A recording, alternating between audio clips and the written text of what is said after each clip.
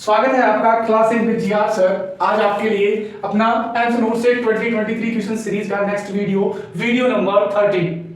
बात करते हैं आज के पहले क्वेश्चन की, जो कि बहुत इंपॉर्टेंट क्वेश्चन है, एग्जाम में बार बार पूछा जाता है। पहला क्वेश्चन क्या है? Nurse is concern that an elderly home care client may overdose in opioid analgesic which set of symptom indicate the classic triad of opiate overdose। पहला सेट दे रखा है, पहला ऑप्शन दे रखा है miosis, decrease respiratory rate, coma, ठीक है, कोमा दे रखा है, ठीक है। इसके बाद सेकंड ऑप्शन दे रखा है डिप्लोपिया, डिक्रीज रेस्पिरेटरी रेट और हाइपर एक्टिविटी दे रखा है। इसके बाद थर्ड ऑप्शन दे रखा है हेलुसिनेशंस, हाइपरटेंशन और स्मॉल रेस्पिरेशन और फोर्थ ऑप्शन दे रखा है सीजर, डिक्रीज रेस्पिरेटरी रेट और डायलेटेड प्यूपिल। तो आंसर क्या आ जाएगा? अच्छे से सोच के बताइए बेटा।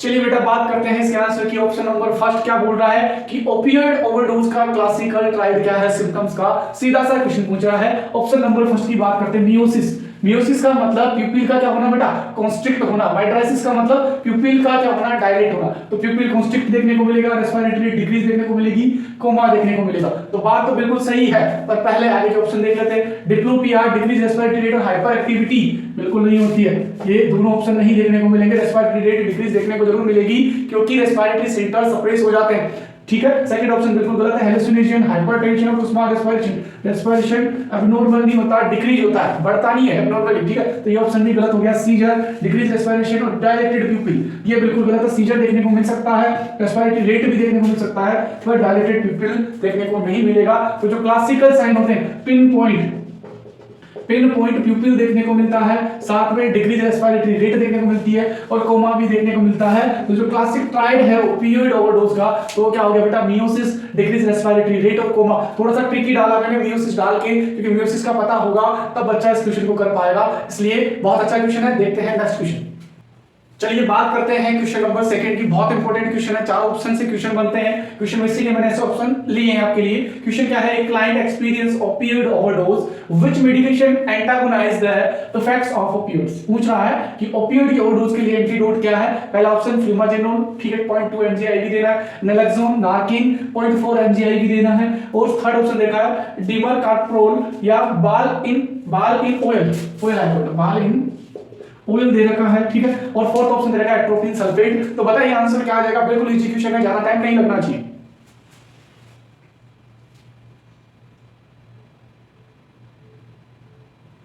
चलिए बेटा आंसर की बात करते हैं। ऑप्शन नंबर फर्स्ट क्या दे रखा है? फ्यूमाजेनिल यूज किया जाता है ओवरडोज ऑफ बेंजोडाइजेपिन्स की क्या हो जाए? ओवरडोज हो जाए तो उसका एंटीडोट होता है फ्लूमाजेनिल, ना कि ओपियोइड ओवरडोज का। तो ओपियोइड ओवरडोज का जो एंटीडोट होता है वो क्या होता है? नैलोक्सोन। तो आंसर तो नैलोक्सोन जाएगा। फ्लूमाजेनिल किसके लिए दिया जा रहा है? Overdose of benzodiazepines. और डेमरकार्पोल या बाल इन ऑयल किसके लिए दिया जाता है बेटा? पॉइजनिंग ऑफ हैवी मेटल, जैसे कि लेड वगैरह हो गई, हैवी मेटल है, उनकी पॉइजनिंग हो जाए तब इस एंटीडोट का यूज लिया जाता है। और एट्रोपिन सल्फेट कब लिया जाता है? ओवरडोज ऑफ एंटीकोलिनर्जिक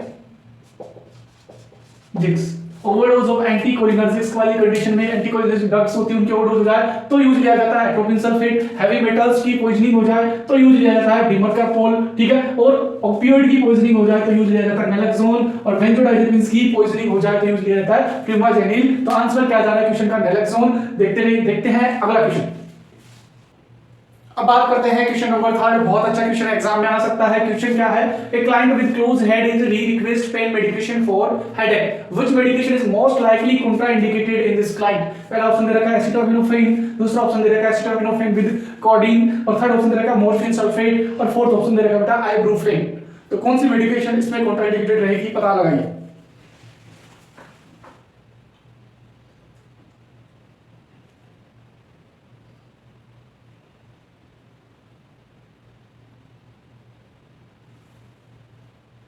चलिए बेटा बात करते हैं इसके सॉल्यूशन की। सबसे पहला स्टेप अपना क्वेश्चन को अच्छे से पढ़ना, ठीक है। एक client with closed head injury, closed head injury मतलब अंदर कुछ हेड इंजरी हुई है, यानी इंक्रीज आईसीपी वाली कंडीशन है। Request pain medication for headache, which medication is most likely contraindicated, या अपन आईसीपी का मान भी सकते हैं और आईसीपी नहीं भी मानेंगे तो खतरा रहेगा इंक्रीज आईसीपी होने का। तो कौन सी पेन मेडिकेशन उसको देनी है, ठीक है। इंक्रीज आईसीपी को सोच के आंसर देना है। एसिटामिनोफेन, कौन सी पेन मेडिकेशन कॉन्ट्राइंडिकेटेड रहेगी, सॉरी ये पूछा है, ठीक है। तो एसिटामिनोफेन क्या होगी बेटा, पीसीएम, पैरासिटामोल दे सकते हैं, कोई दिक्कत नहीं है, यानी ऑप्शन ये तो गलत हो गया।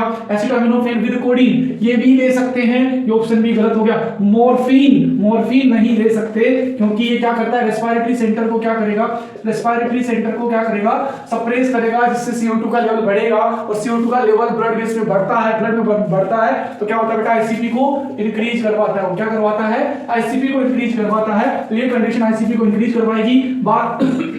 बात करते हैं फोर्थ ऑप्शन, आइबुप्रोफेन दे सकते हैं, कोई दिक्कत नहीं है, तो ऑप्शन ये भी गलत हो गया। तो कॉन्ट्राइंडिकेटेड क्या रहेगा, क्लोज हेड इंजरी में कौन सी ड्रग कॉन्ट्राइंडिकेटेड रहेगी, मॉर्फिन सल्फेट क्या रहेगी बेटा, कॉन्ट्राइंडिकेटेड रहेगी। देखते हैं नेक्स्ट क्वेश्चन। अब बात करते हैं क्वेश्चन नंबर 4। बढ़िया क्वेश्चन है, ट्रिकी क्वेश्चन है, क्या इसके पीछे कॉन्सेप्ट है इसकी बात करेंगे। क्वेश्चन क्या है, client who has difficulty rating pain is noted to have following vital sign, which of this indicates the nurse that pain may be present, कौन सा vital sign है जो नर्स को बताएगा कि पेन प्रेजेंट है। पहला ऑप्शन दे रखा है ब्लड प्रेशर 124/72 हेमोपैथी, सेकंड ऑप्शन दे रखा है पल्स 120 बीट पर मिनट दे रखा है, और थर्ड ऑप्शन दे रखा है respiratory rate 8 breath per minute दे रखा है, और डी दे रखा है पल्स ऑक्सीमेट्री 92% दे रखी है। बहुत बढ़िया क्वेश्चन है, इजी है, कॉन्सेप्चुअल क्वेश्चन है, क्या आंसर जाएगा सोचिए इसका।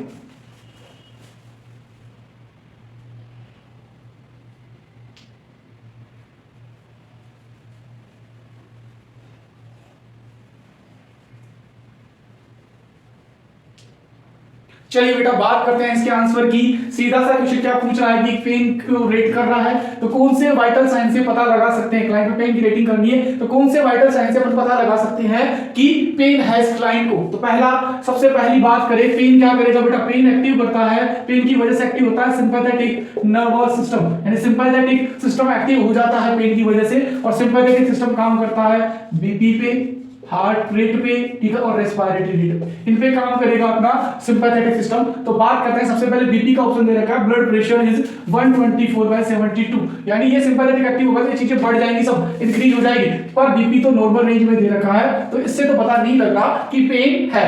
बीपी से पेन का पता लगा सकते हैं पर वो नॉर्मल रेंज में, क्योंकि पेन की वजह से सिंपैथेटिक सिस्टम एक्टिव हो जाएगा, फ्लाइट फाइट और फियर वाली कंडीशन पैदा हो जाएगी, ठीक है। बात करते हैं पल्स, पल्स क्या है बेटा 120 बीपीएम है, तो हार्ट रेट पल्स की एक ही बात है, ठीक है। तो क्या कर रहे हैं बेटा 120 बीपीएम क्या है, ज्यादा है, तो ये इससे पता लग रहा है कि पेन है, ऑप्शन सही है। पर आगे के ऑप्शन भी देखते हैं। थर्ड ऑप्शन है respiratory rate 8 BPM, respiratory rate क्या है बेटा 8 ब्रीथ पर मिनट है, जो कि लगभग नॉर्मल रेंज के आसपास है, तो ये भी नहीं बता रहा। और पल्स ऑक्सीमेट्री से लेना देना बिल्कुल भी नहीं है इस पेन का, पेन पल्स ऑक्सीमेट्री से पेन का पता नहीं लगा सकते, तो ऑप्शन नंबर सेकंड बिल्कुल सही है। पेन की वजह से सिंपैथेटिक एक्टिव होगा और ये तीनों चीजों में फर्क देखने को मिलेगा। फर्क क्या होगा, इंक्रीज होगी, बाकी दो चीज नॉर्मल है, पल्स बढ़ी हुई है, टेकिकार्डिया है, यानी ये सीधा सीधा पेन को बता रहा है। अब देखते हैं नेक्स्ट क्वेश्चन।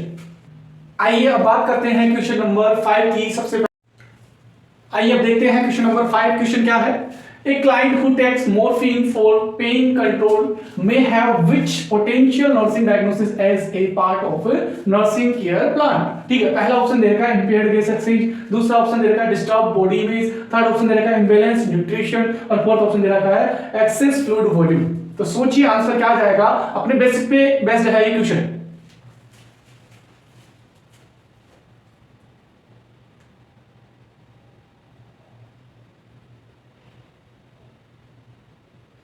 आइए बात करते हैं इसके सॉल्यूशन की, ठीक है। तो क्वेश्चन क्या है, सबसे पहले ये अपना स्टेप पे पढ़ना। A client who takes morphine for pain control may have which potential nursing diagnosis as a part of nursing care plan, कि मॉर्फिन ले रहा है पेन कंट्रोल के लिए, तो कौन सा पोटेंशियल इंपॉर्टेंट नर्सिंग एक्शन जो डायग्नोसिस होगा इसके नर्सिंग केयर प्लान में। तो मॉर्फिन की वजह से क्या होता है बेटा, रेस्पिरेटरी सेंटर सप्रेस हो जाते हैं, तो रेस्पिरेटरी सेंटर सप्रेस होंगे तो रेस्पिरेटरी वाली कंडीशन पर पैदा होगी, यानी गैसियस एक्सचेंज में क्या होगा, दिक्कत होगा। तो पहला ही ऑप्शन दे रखा है इंपेयर्ड गैसियस एक्सचेंज, इसका आंसर बिल्कुल प्रायोरिटी पे रखा जाएगा। डिस्टर्ब बॉडी इमेज, गलत है बात। इम्बैलेंस न्यूट्रिशन, ये भी गलत है बात। एक्सेस फ्लूइड वॉल्यूम, ये भी गलत है बात। तो आंसर सीधा सा क्या जा रहा है, रेस्पिरेटरी सेंटर्स के सप्रेस होने की वजह से क्या होगा, इंपेयर्ड गैस एक्सचेंज देखने को मिलेगा।